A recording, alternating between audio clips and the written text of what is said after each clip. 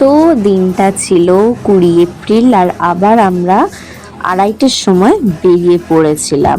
যাচ্ছিলাম কোথায় সেটা ভিডিও দেখলেই জানা যাবে, তো ভিডিওটা স্কিপ না করে পুরো লাস্ট অবধি দেখতে হবে আর সাথে থাকতে হবে, আর অবশ্যই like, comment, share and subscribe করতে হবে।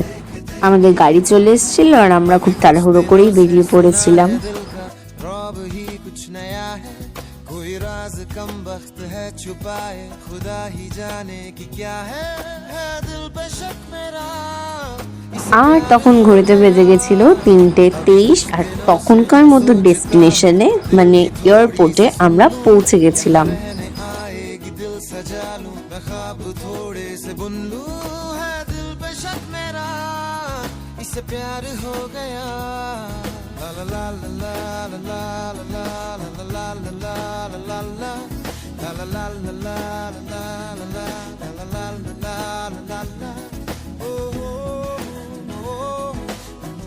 নামার পর আইডি ভেরিফিকেশন করে আমরা ঢুকে গেছিলাম এয়ারপোর্টের মধ্যে।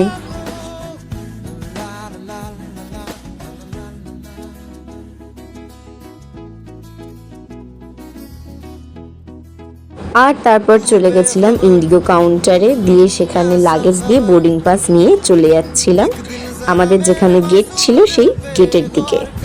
ফার্স্ট ফ্লাইট ছিল 7টার সময়, আর আমরা সময়ের অনেকটা আগে পৌঁছে গেছিলাম। তাই কি করব ভাবতে ভাবতে চারপাশটা ঘুরে দেখছিলাম।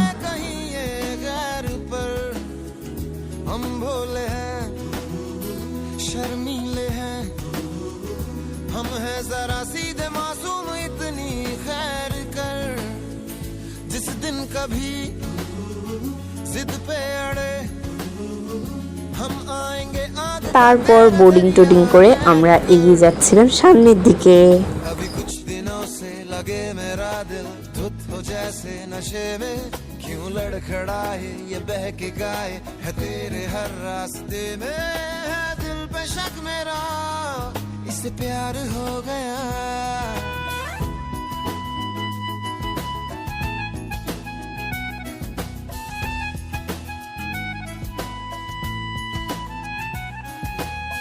তারপর আমরা আমাদের মতো সিট খুঁজে বসে পড়েছিলাম।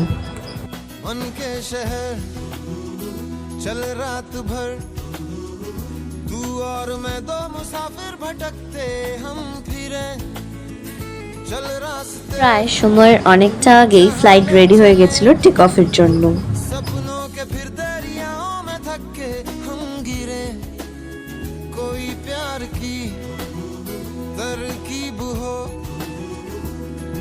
कोई जो सिखाए तो हम भी सीख ले, ये प्यार है रहता कहाँ, कोई हमसे कहे उससे जाके पूछ ले।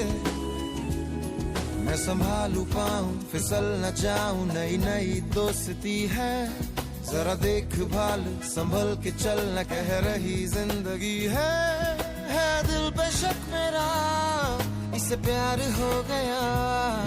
अभी कुछ दिनों से सुना है दिल का रौब ही कुछ नया है, कोई राज कम वक्त है छुपाए खुदा ही जाने कि क्या है दिल पे शक मेरा, इससे प्यार हो गया। ला ला ला ला ला ला ला ला ला ला ला ला ला La la la la la la la la la la la la la la la La la la la la la la la yeah, yeah. La la la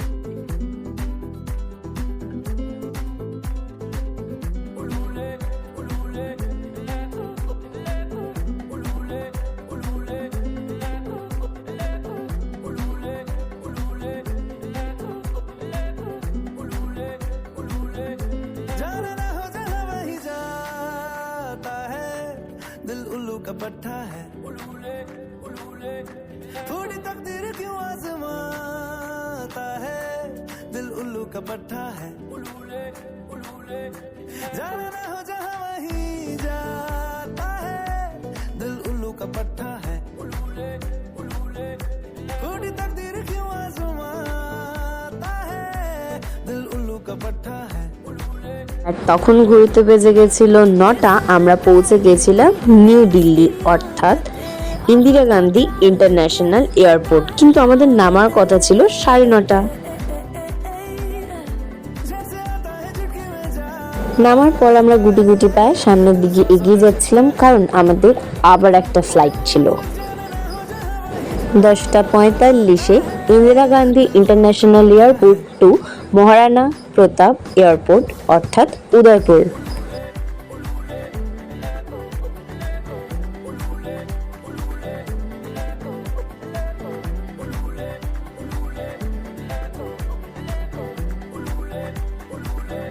আর তারপর ধীরে ধীরে এগিয়ে যাচ্ছিলাম গেটের দিকে। আমি তো বলতেই ভুলে গেছি, এবারে আমার পার্টনার যে ছিল প্রথমবারের মতো, সেটা ছিল আমার মা। তারপর বোর্ডিং করিয়ে আমরা ধীরে ধীরে এগিয়ে যাচ্ছিলাম ফ্লাইটে ওঠার উদ্দেশ্যে।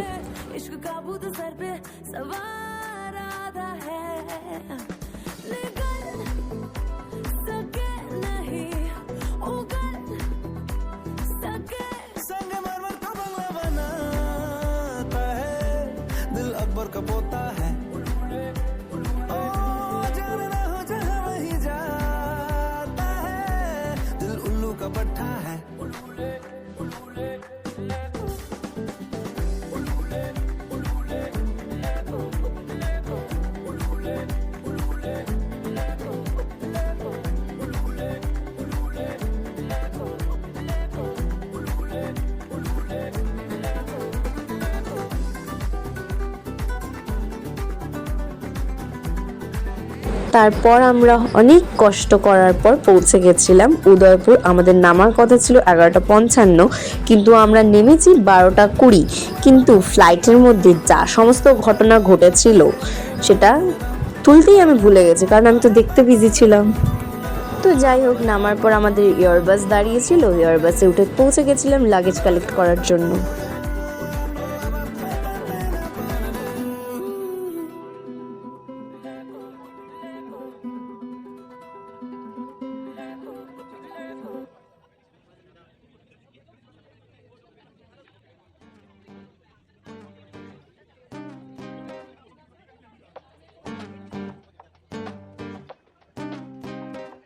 कभी कभी आदती जिंदगी में यूं ही कोई अपना लगता है, कभी कभी आदती वो बिछड़ जाए तो एक सपना लगता है, ऐसे में कोई कैसे अपने आंसुओं को बहने से रोके और कैसे कोई सोच दे।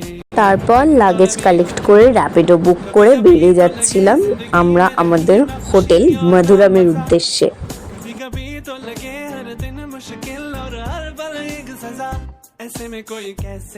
তারপর হোটেলে চেক ইন করিয়ে চলে গেছিলাম চা খেতে। আর এইটা ছিল আমাদের রুমে খুব সুন্দর একটা ব্যালকনিও ছিল ওই নীল পর্দার পেছনে, কিন্তু আমি তো সেটা তুলতেই ভুলে গেছি।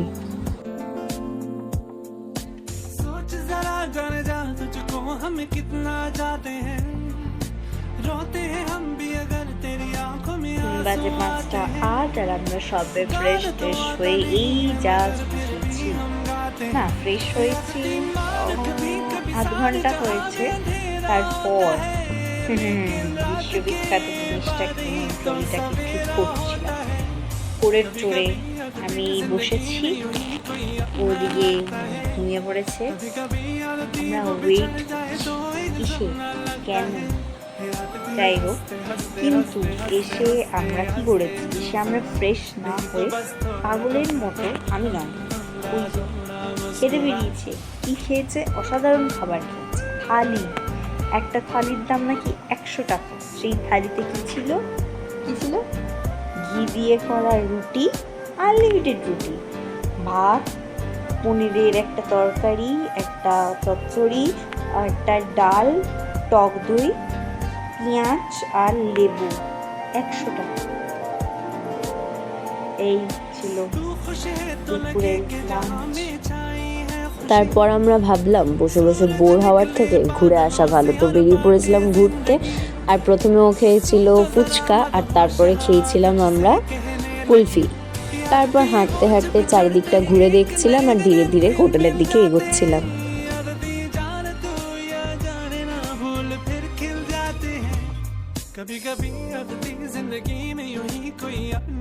এটা ছিল আমাদের হোটেলের ব্যালকনি থেকে ভিউ।